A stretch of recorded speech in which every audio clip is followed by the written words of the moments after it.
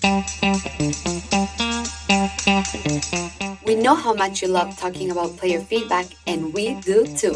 What's up, everybody? This is Let's Talk Customer Feedback, and I'm your host, Natalie. Thanks for listening, and thanks for telling your Player Insights Pro friends about us. This is Season 3, so let's get right into it. The gaming industry expects another booming year in both excitement and sales. But with the launch of many new games comes the realization that the market becomes even more crowded and the bar is raised yet again in all aspects, including games' complexity levels, design, story, and character features. So, can leveraging player feedback help with this? Let's find out with today's special guest.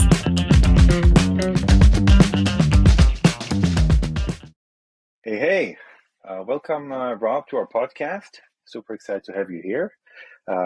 So first of all, where are you joining us from, and how's your day going? Doing pretty good. It's about 2 o'clock in the afternoon here. I'm a little north of New York City. So I can tell you where, but most people in the world are like, oh yeah, I know where New York City is. So Yeah. Although people tend to generally talk about upstate New York for some reason, like as a place generally familiar, but they don't remember the names. Yeah, so it's everyone, even people in Pennsylvania, which is literally 2 hours away. They're like, oh, you're from New York, you're from the city. I'm like, no, like Montreal is closer to me than New York City, but sure, I'm from New York City. Yeah, which is not too bad either. So thank you for joining us today. And Rob Gallerani is a senior principal game designer at Activision Blizzard, correct? Yes. Yeah, and this is really great to have you. And my name is Itamar. I'm a co-founder of Affogata and chief product officer here at Affogata. And today we'd love to talk to you a bit about your experience in the industry, and of course a lot about how to utilize the voice of players when designing games and when improving them and optimizing them. We would love to start a bit with your background and really how you got into the industry. I think you're a real veteran. Correct me or anything I'm saying here that may not be like if you have any details to add. But you studied computer animation, right? Yes. Like over 20 years ago, if it's okay to say that. Oh, so, yeah.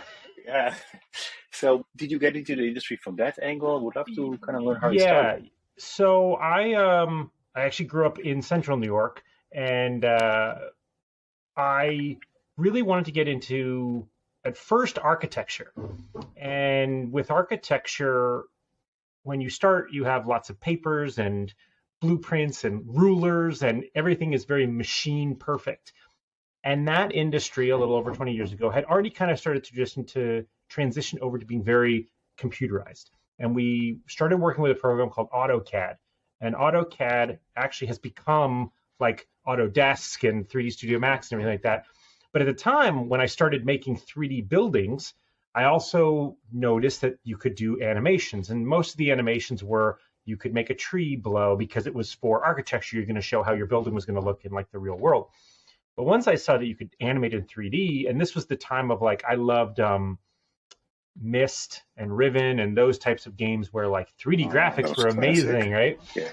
And Toy Story was the thing, the first one.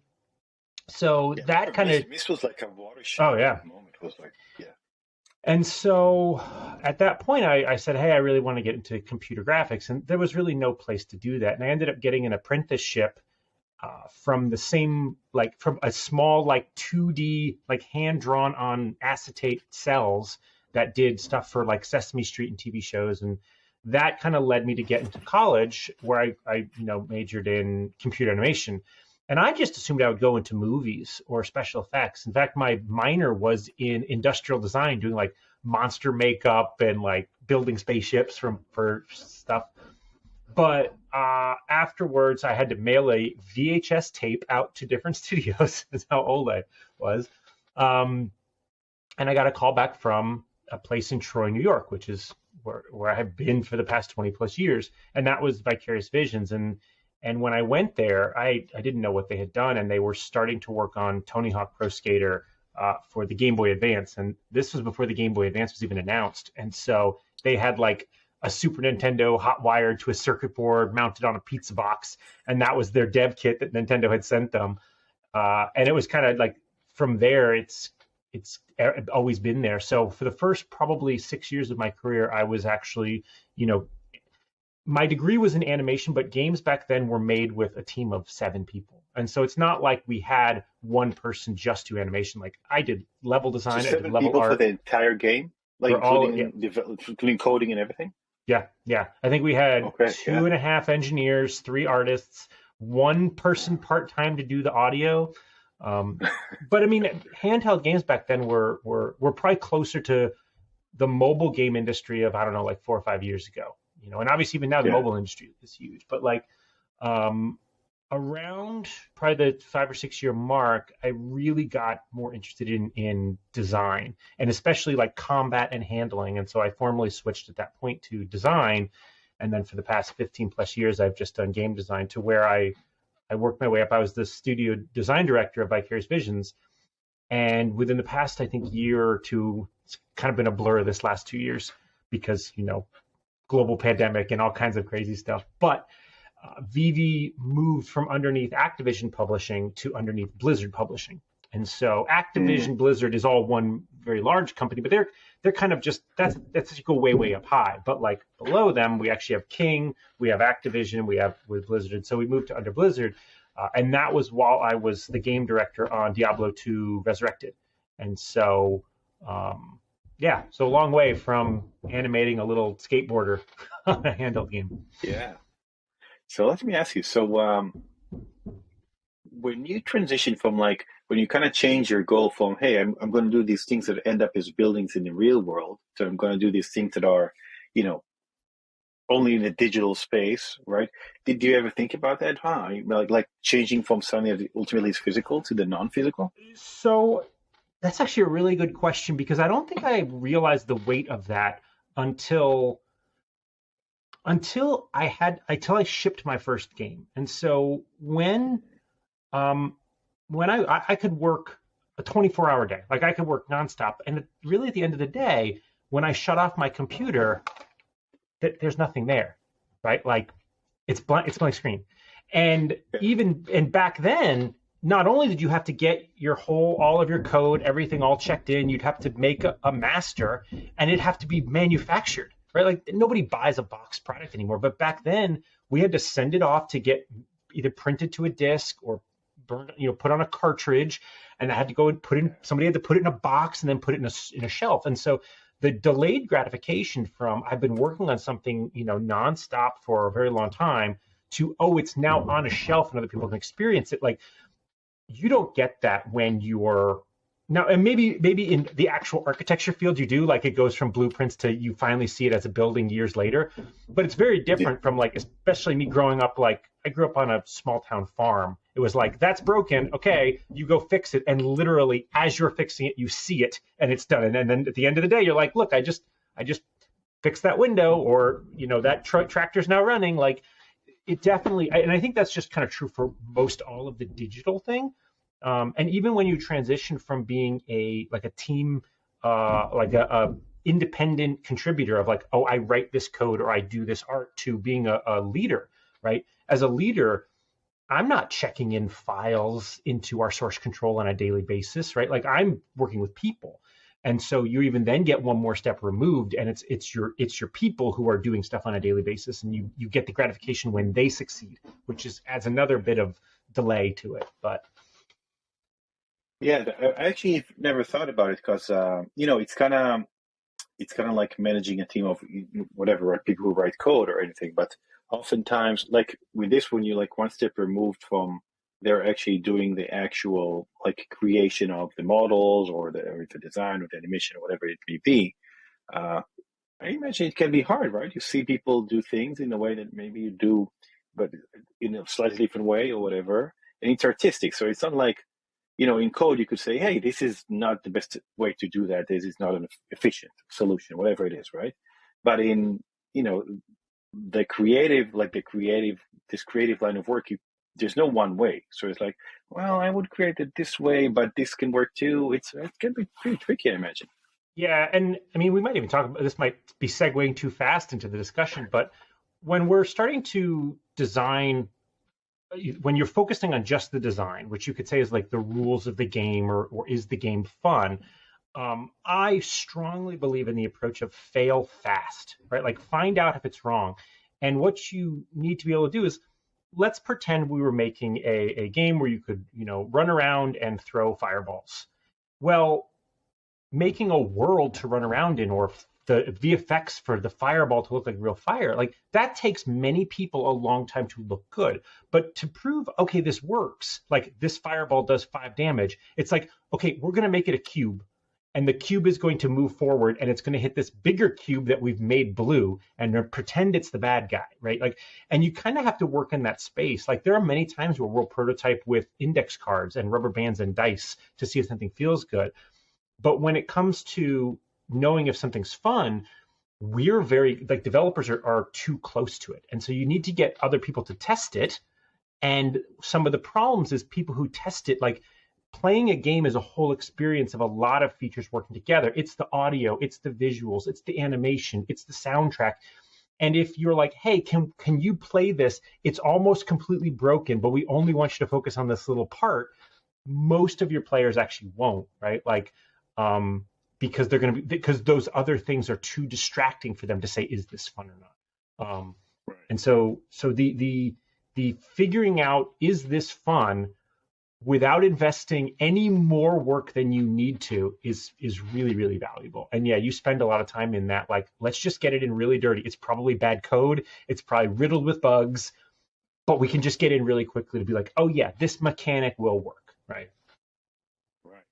Okay, so this is super fascinating. And actually, there is, like I said, a great segue. I would love to hear, especially about, how you do those things when you're early in the design process, right? It's not like you have gamers to test it on.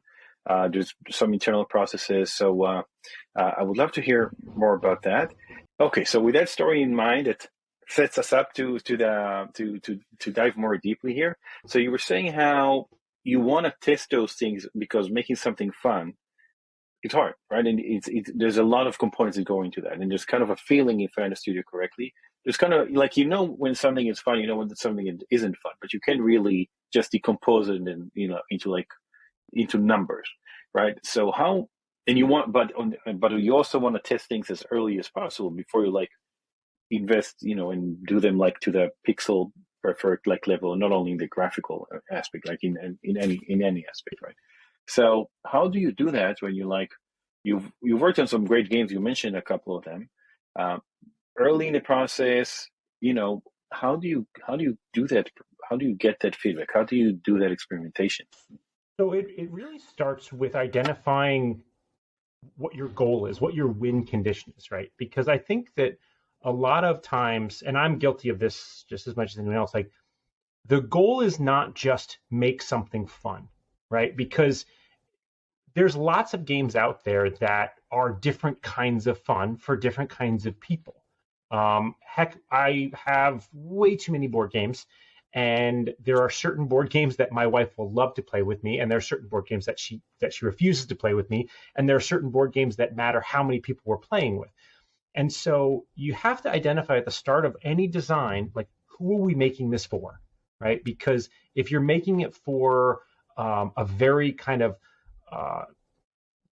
they love crunchy numbers, they love direct competition, they love to min-max things, like, that is a certain group of people, and they will find value in certain mechanics, and they find fun in certain things.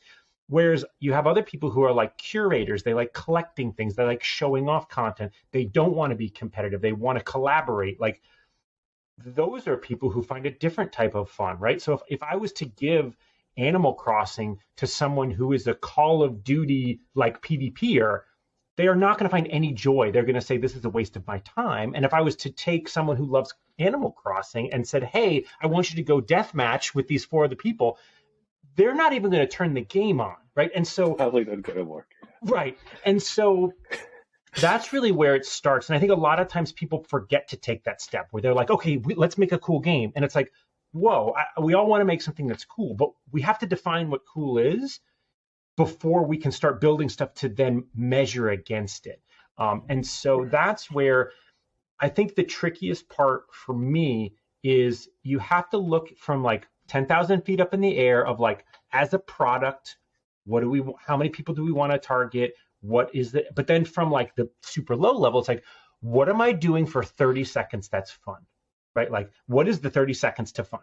Is it I'm running around trying to not get shot with these spells while I kill monsters? Is it managing like how much magic points I have to spend? Like, that's 30 seconds of fun. And then it's like, oh no. So if you look at like Diablo, Diablo 2 is a remake of a 20-year-old game, but the game loops that are there are kind of timeless.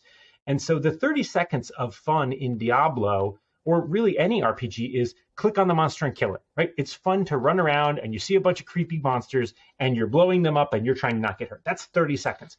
But the 5 or 10 minutes of gameplay there is, oh, if I wear this armor, I'm going to have this many points. And so you're playing kind of the inventory game and the paper doll of what your character is.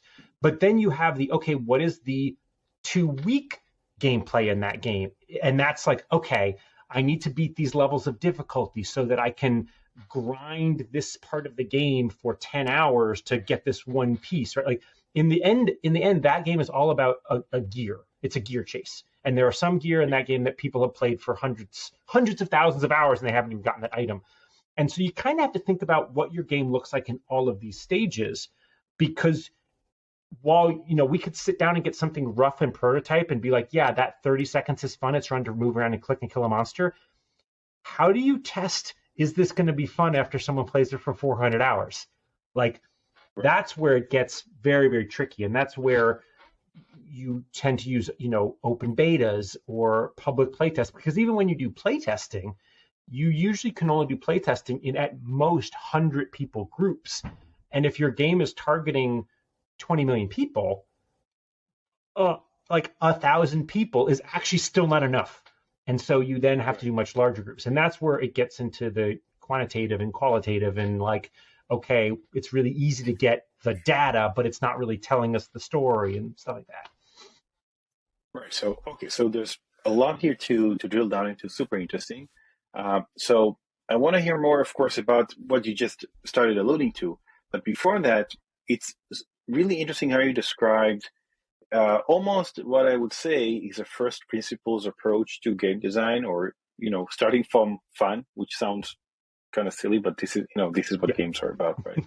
And the thing is, oftentimes, and you tell me if you saw this thinking, oftentimes when we talk to people, and to be clear, there's a lot of ways to approach a problem, of course. People, even create really good games. But nowadays, the industry, the place where like, okay, there's these genres, and now we want to create a game like, like this is the genre. It's kind of like this game from this other company that we feel we don't have an equivalent to, but it will be with, whatever. Here it's a village, so for us it will be vampire or whatever, like Vampire World, whatever it is, right? Have you saw such thinking? Like it's really different because it's like. So have you encountered that? Yeah. 100%, 110%. Yeah. So like, I think the reason why it's easy to fall into that is that if I was making a game with 3 of my friends and we were just going to self-publish, like the 3 of us can easily communicate. And if one of us disagrees, we can one-on-one time hash it out, and we can come up with a game that's incredibly abstract and no one's ever seen before, right? Like if you ever played like The Witness or like any of these games where they're more like playable art pieces, which I love them, but to try to say, okay, no, I'm going to work on a AAA title that has hundreds, if not thousands of people working on it. I need a message that's not only really clear to marketing to get as many people to come play it as possible, but I also need to get all of the people on the team excited about it. And it's just very, very easy to be like, oh yeah, you guys have played Halo, right? And you like Harry Potter? We're totally making Harry Potter meets Halo. And people are like, oh, I get it. Yeah. And so and people you have to meet people's expectations also throughout their onboarding, perhaps. If they're like, oh, what is this? Doesn't make any sense. Like, I'm out. especially in the mobile space, I guess. Yeah. I think that the while it is very effective, the downside of that is if I say, oh, we're making an MMO that has raids, like those two words mean very different things to very different people. And you could get a year into development and then you finally have it all up and standing up and everyone's playing it.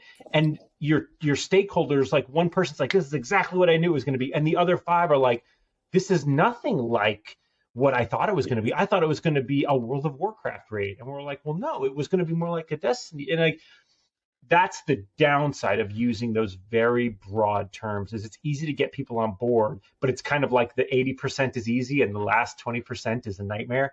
And so yeah, but it's hard to talk about something when there isn't something to talk about, right? Yet it's all just words and ideas.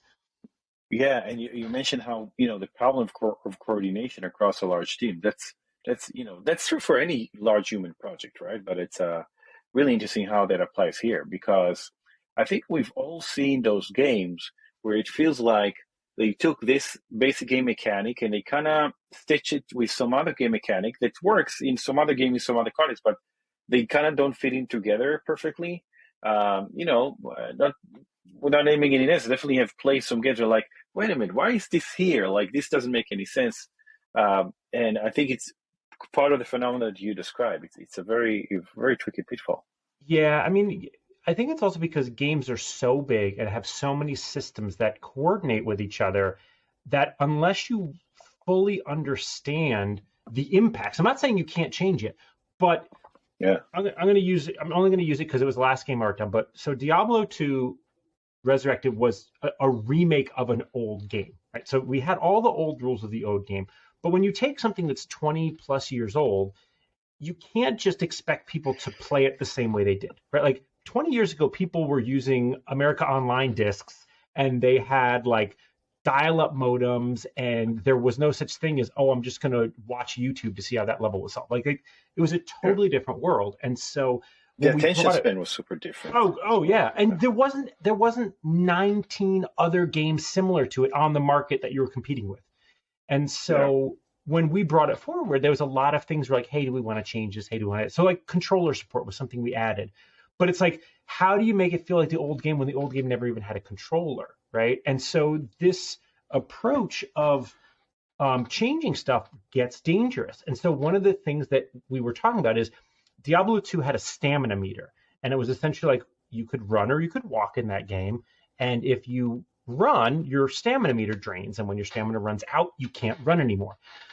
And it's a very, very annoying feature. Everyone hates it. And they're like, why didn't you just get rid of stamina? Well, we actually investigated it, but we did it very diligently. And we're like, okay, what would it do? What harm could it do if we took this one feature out? And we realized that like, okay, one, there are all of these like bonus shrines in the game that if you click on them, they give you stamina. So it's like, okay, well, we have to remove those. There are items in the game that are potions. And if we took those out, it would change the loot tables for all the monsters that would have rolled that. Also, your armor changes. So in the original game, when you run, your armor class is different than if you're standing still. So it's like, it was this kind of like interwoven web of all of these other things. And I think what happens is a lot of times people will be like, oh, well, we're just going to take this mechanic from this game and this mechanic from this game, and we're going to slam them together, and they should just work. And not just with like game design, but like with business models. Like the business model of the game is huge now. And so are you a free-to-play game? Are you like a box product with DLC? Do you have microtransactions? Or you have loot boxes? And it's something that changes it feels like every couple of months, there's a new way to change it. At the end of the day, it costs money to pay your team to make a game. So you have to charge something. Like people don't like to think of like, oh, can't you just play it for? I'm like, no, you can't give things away.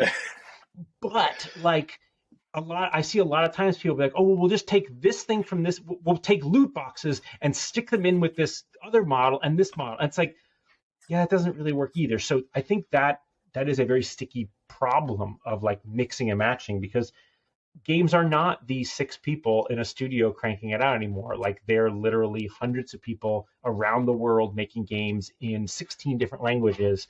So you got to have your ducks in a row, right?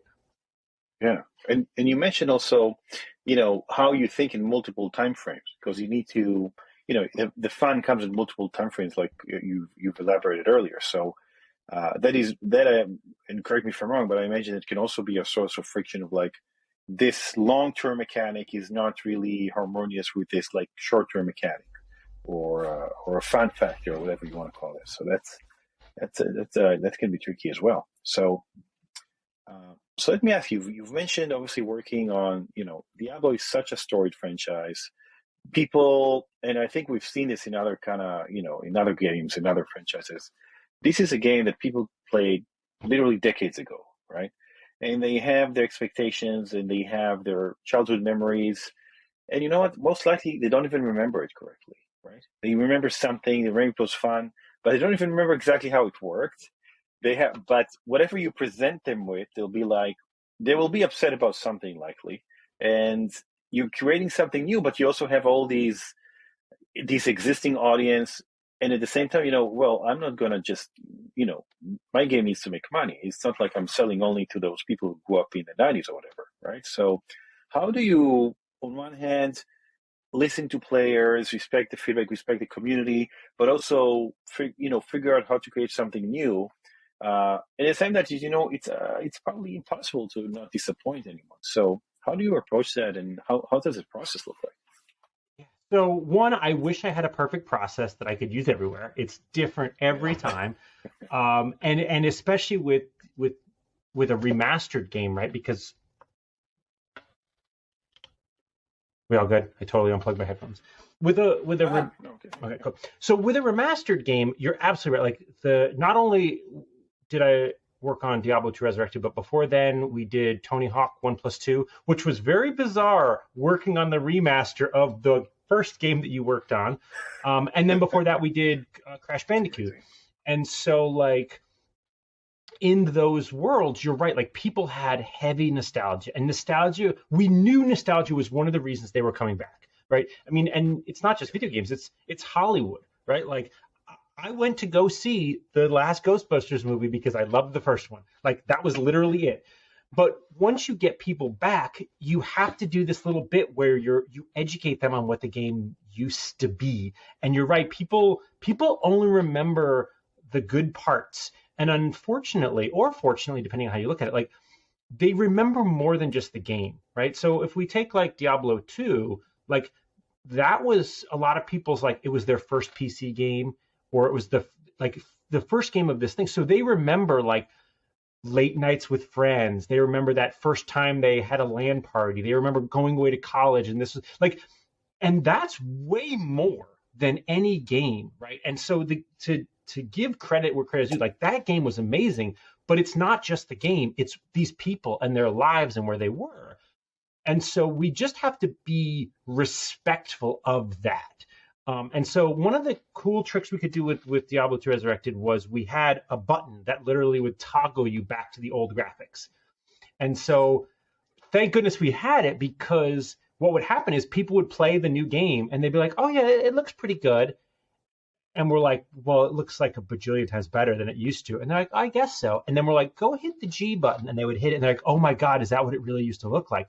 Because you just kind of forget, right? It's like going back and watching a movie. Like I remember rewatching He-Man, and I was like, did I think this was amazing? And you're like, okay, let's not go back, because you have those rose-colored nostalgia glasses. So reminding people what it was. And there's also something called the FTUE. We like to abbreviate, and it's first time user experience. And so there are features that you will put in your game only for that one time, because once the player has discovered the feature or learned of it or been educated about it, they'll never touch it again. But it's so important they know where it is, because if they don't, it may be confusing later on, and then you've kind of you've lost that moment in their onboarding. So like that, like, okay, I'm turning on this game. Here's my first experience kind of getting into it. And so things like, if you have a really complicated game, maybe don't put all of the buttons like first level right in front of their face, because they'll be overwhelmed, right? Like it's like, if you're going to teach someone to swim, like put them in a kiddie pool and then move them to the deep end. Don't just throw them off the diving board without a life preserver, right? Like, so I think that is another aspect that has to be really heavily considered with just like how do you onboard people into the experience and reminding them either what the game was or what it is if you're not doing a remake. Right. Yeah, and I think, it's also something that changed throughout the years, right? Because I think at the time, when people had, they bought the game at the store, at the box, like you said, and they came with it, came back with it home. I think people at the time, they had the willingness to devote hours to figuring out a complex game. And then it would be like, they would just sit and crack at it. But, they didn't have cell phone notifications, live internet to go to. They didn't have all these things. And today it feels like, hey, you get 30 seconds and, if I don't get it, I'm out. So it's just a very different mindset, very different attention span. Yeah, people used to read a manual. Like that's just. Oh my God. I forgot about those. Yeah. The manuals. Yeah. So you mentioned how you like using testers, and you mentioned, like, for example, okay, you have a game, obviously the audience is millions, but you're working with 100 testers, and are those testers, internal to the company? Are they people you recruit? Like, how does it work?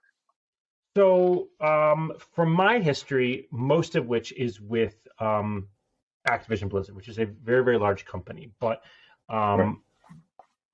There are different pieces of feedback you can get from different groups. So when I was working on Skylanders, Skylanders was really targeted at a younger group of kids.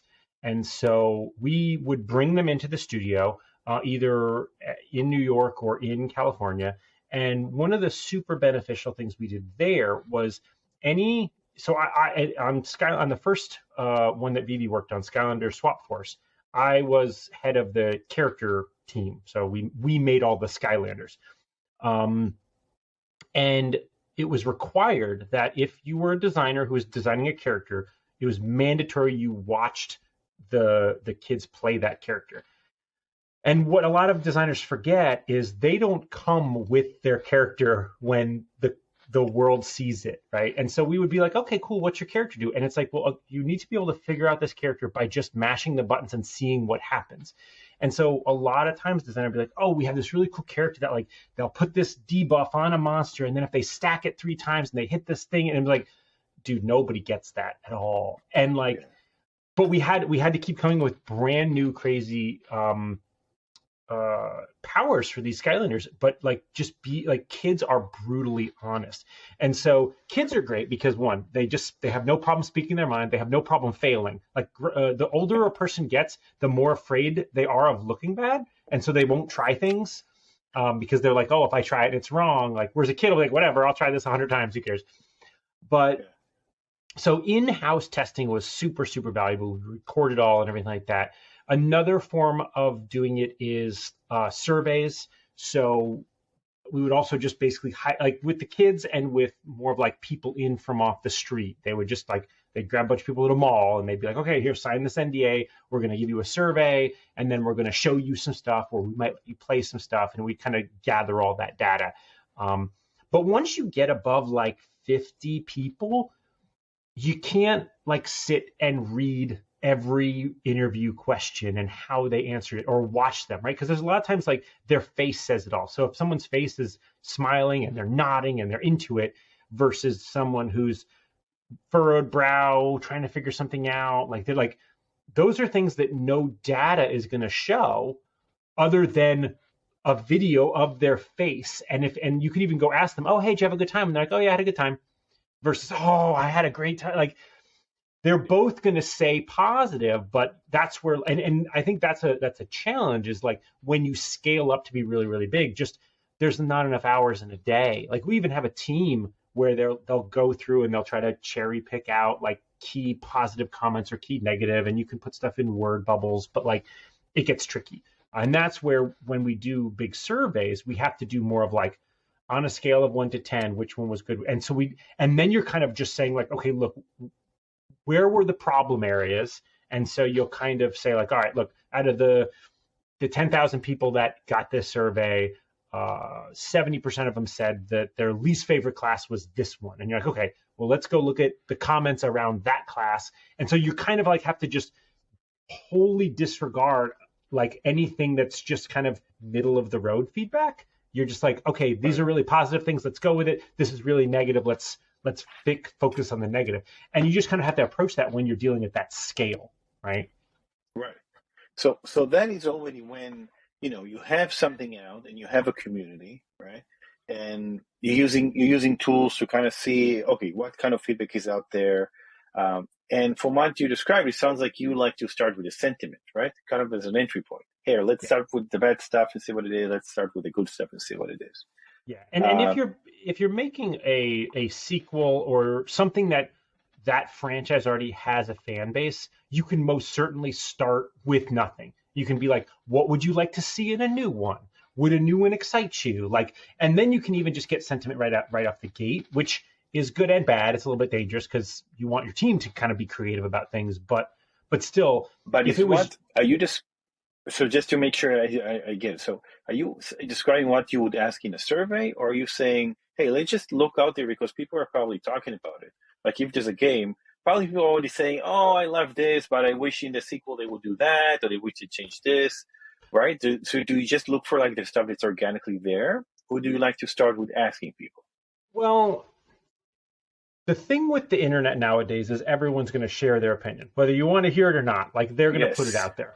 But we have to be really mindful of there's really only a certain group of people who give feedback by posting, YouTube or making tweets or commenting on Reddit. Like that's a certain type of people. And they usually are not always the majority. You can get kind of a broad sentiment of the whole community.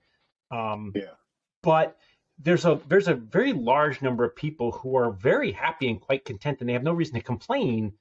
And so it's not to say that you should design your game just for that group either, but they're actually like harder to get to draw out because they're not volunteering their information. So that's where the survey data is nice because we can usually couple it with other questions like, are you a fan of this franchise? What are other games you play? Right. So even though we're obviously in a world where Activision Blizzard makes a large group of games, we can very happily say, well, do you play Fortnite? Do you play Minecraft?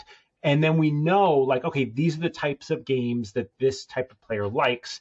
And so survey data is nice as well. Like, I guess I'm saying like we try to not just use one source, and the internet community, you can kind of define it as one source just because of the type of person that engages in that. Even though everyone like is kind of like a silent watcher, like most people watch YouTube, most people watch Twitter or whatever. It's the people who are trying to be like tastemakers. And that's why we'll directly reach out to people who are like, oh, you make comments on our stuff and you have, 100,000 viewers. We're just going to reach out to you directly.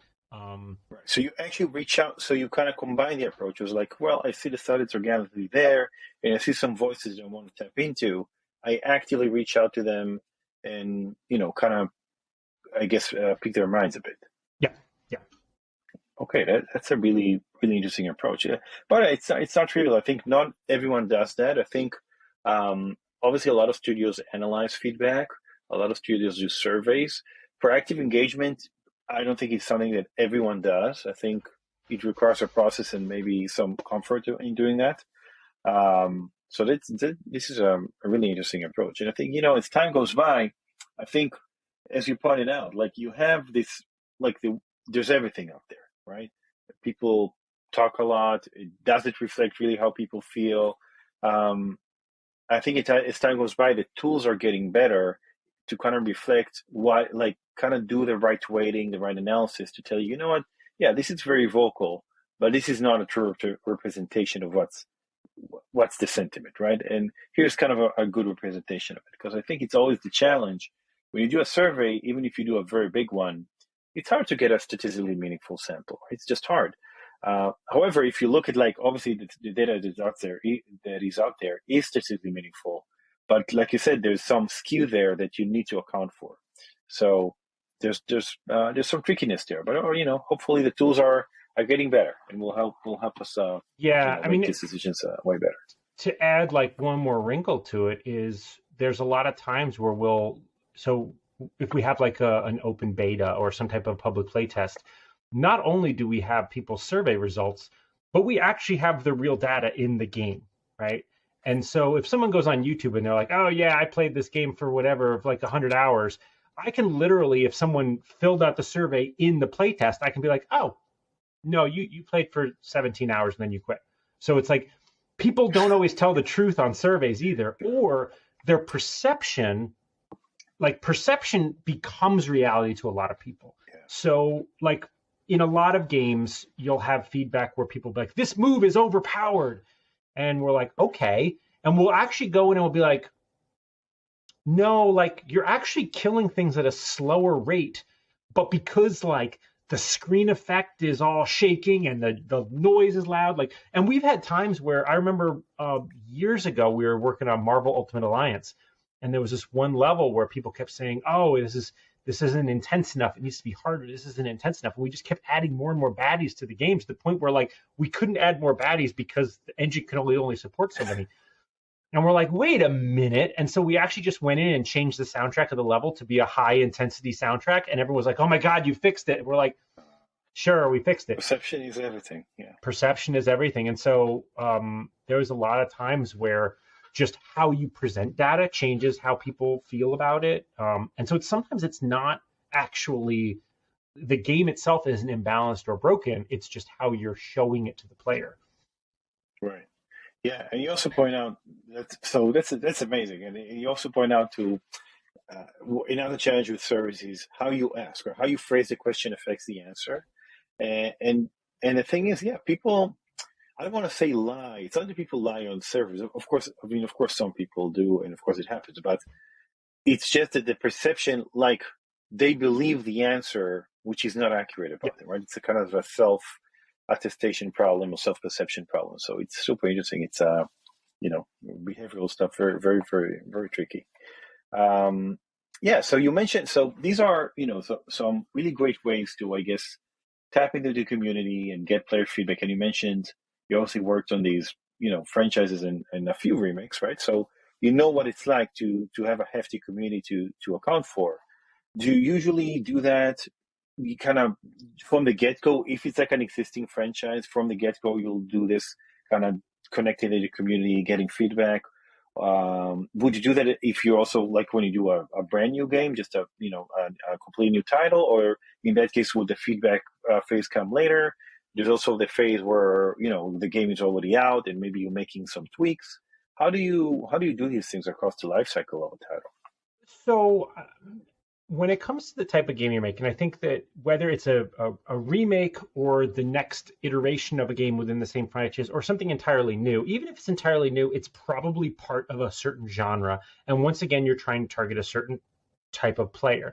And so I think that what's really key is like, what is the fun? Like what is it that people love about that game, right?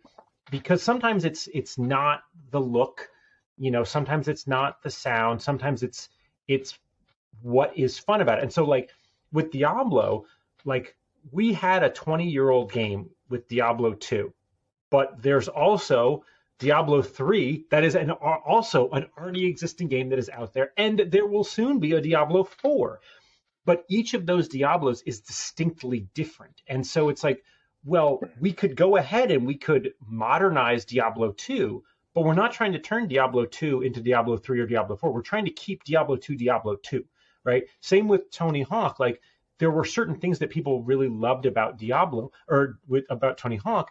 And if you look at the first couple of Tony Hawks, they're arcade games, right? Like you play for a 2-minute run and it's like, what's your score? What can you get in your one trick attack? And like that was really important, right? Like, or Guitar Hero, like with Guitar Hero, I think that there was some time where people were kind of losing their way because they're like, oh, we have to teach people how to play a real guitar. And it's like, no. People just want to like get together with their friends, have a few beers and pretend they're awesome. And they're literally playing Simon Says. And it's like, if you think anyone's picking up Guitar Hero because they want to learn to play a real guitar, like, did you know that learning to play a real instrument is really darn hard? So like, it's like, no, I want 30 seconds. You hand me this piece of plastic and now I feel like I'm awesome. And so like, to get back to your point, like it's identifying what that group of people finds to be fun, and fun about that brand. Like, take the Souls games like Dark Souls and Bloodborne and like that. Like, the fact that the game is brutally hard, that it's a very unforgiving game. Like, if you were to come out with a casual and lighthearted Souls game, even if it had the same name and the same art style, I don't think it would hit with the audience at all, right? Because that's not what they found important. And so you have to identify that with your game mechanics just as much, of like,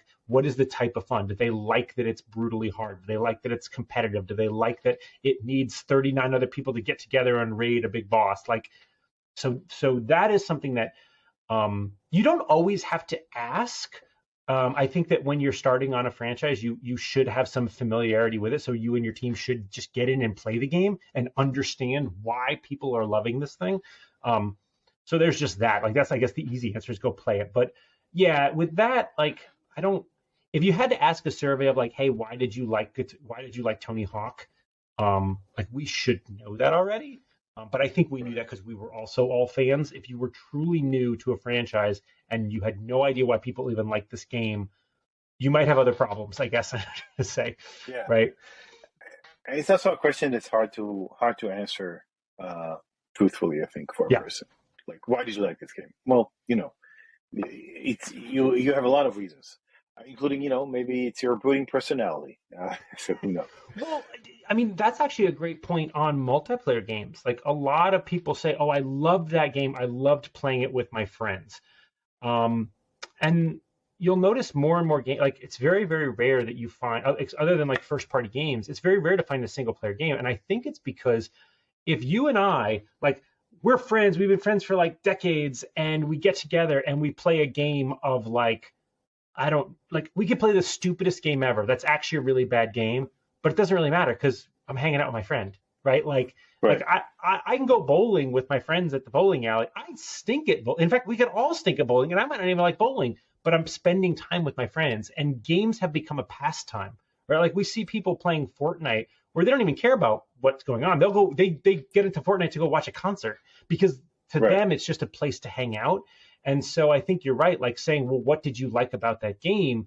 Especially when it's multiplayer, it's like, okay, what did you like about the game? And pretend you didn't make friends with anyone and you weren't playing with people. Like, you can't. Like, that's an unanswerable question. So, yeah.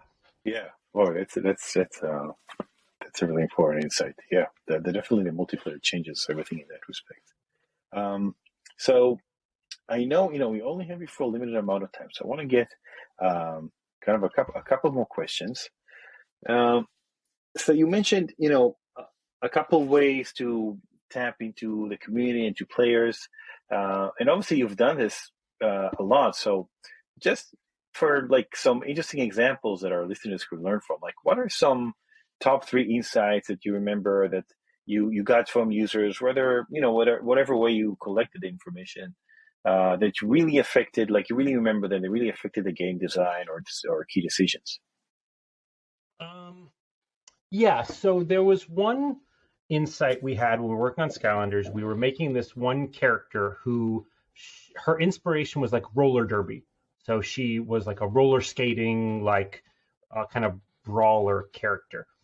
And the original design for this character was she could kind of go into like a charge, and you would hit a button, and now she was in this like fast-paced move where she was skating forward, and anything she hit, she would kind of headbutt.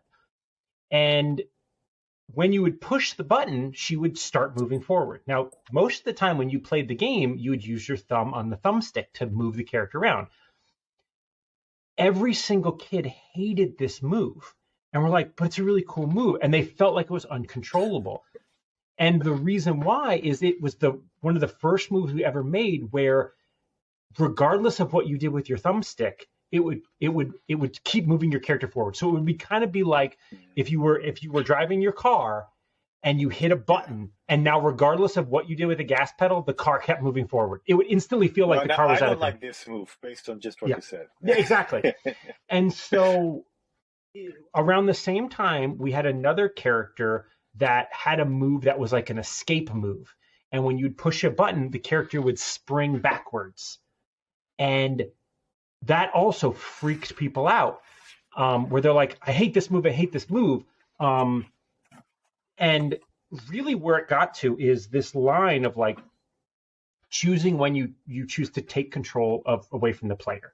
And it sounds like, oh, you would never take control of the player, but you do, right? Like if you push a button that's like, oh, I want to I'm making an Indiana Jones game and I want to use my whip. Well, when you push the button, it's going to play an animation of the whip going out of your hand, right? Like you have to wait for that to be done. Right. And so you are playing with these types of times, but it's like, but so with the way we ended up fixing the roller skater character is we made it so that if ever the player let go of their stick, the character canceled out of the move. And it instantly fixed it like night and day. But it had to do with like that taking control. And it's okay to take control away from the player if what they're doing is what the character wanted to do. If you've ever played a game where like the game has a cover mechanic, so like Gears of War or whatever, and they try to do like an auto thing where it's like, oh, if you get near something you can crouch behind, we'll automatically make you crouch. So many times I'm like, oh, I want to go run. And then I'm like, no, I didn't want to crouch. And like the game is taking. And so you should never be wrestling with the player should never be wrestling with the game to make it do what they want. So that was a really big piece of feedback. I think another really big problem that we ran into is every player wants things to be faster and more responsive, right? They push a button, they want the thing to happen.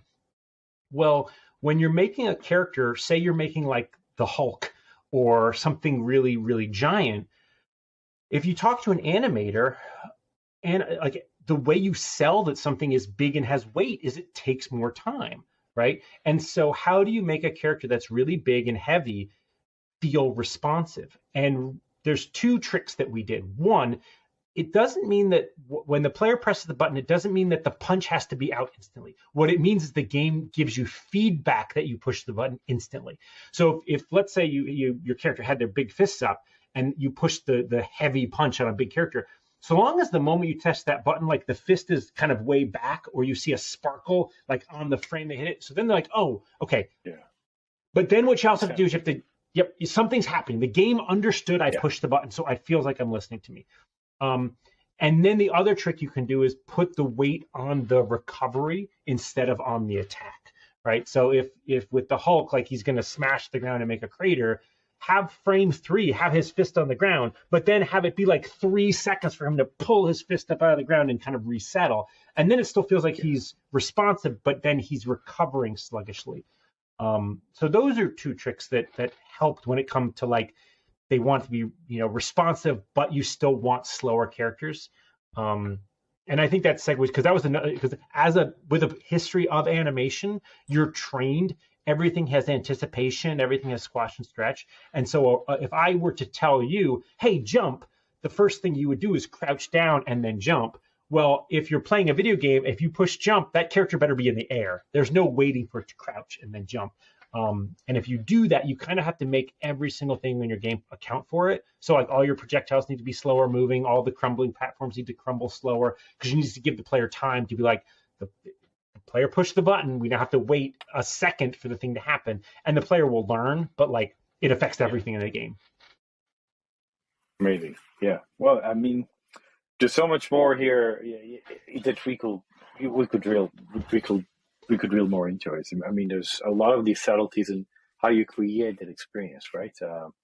But I know I don't want to take too much of your time. So kind of as a final question, would love to hear if you ever had kind of a dream insight, because you mentioned how hard it is sometimes to get the right insight from players. So have you ever had like a feeling of like, oh, if I could only figure out this thing, it would be super useful to me, kind of a dream insight that you would like to have? So the trickiest thing is when you give someone a play test, right? Like they know they're being tested, and most humans are fairly polite about it, even if what comments they write about your game is not the politest. And so a genuine like, okay, I am done playing this game and why? Right? Like we used to call it the shelf moment. Like at what point does a player say, yep, you know what? I'm putting this on the shelf. because in today's world, you don't play a game once and you're done, right? Like most games now are a service. You want to keep playing them. And a lot of times people will, stop playing for a little bit, but they then want to come back to it. And you kind of always want them leaving on a high note and things like that. But there are these moments where people are like, yep, I'm done. And to know truly when they hit that mark and why it was, like that would kind of be the keys to the kingdom of like getting people to always be engaged. Like, is it that they need new content? Do things get stale? Because we've seen people do the same action 9 million times and it never gets boring for them. Whereas other things are like, I did this 10 times, I'm sick of it. Like, is it different for every person? Is it like, so I think that would be it. Right. That is a great point. I think that's a great answer because in this day, everyone tries to create these forever games. It would be like a superpower, basically. Yeah, it would be, right? So, it's an amazing question. Well, Rob, really, thank you so much for taking the time to chat with us and share some of your insights. So much interesting stuff, and if you let us, we'd love to have you again in the future. Kind of double click on some of these things. And yeah, thank you for taking the time. Thank you also for creating these beautiful games. I think thanks. Games many of our listeners, I'm sure, played, and these games play an important role for us. So thank you so much, and we're looking forward to seeing you with us again. And have a great rest of the day. Excellent. You too. Thanks for having me, and I would love to talk again. Thank you.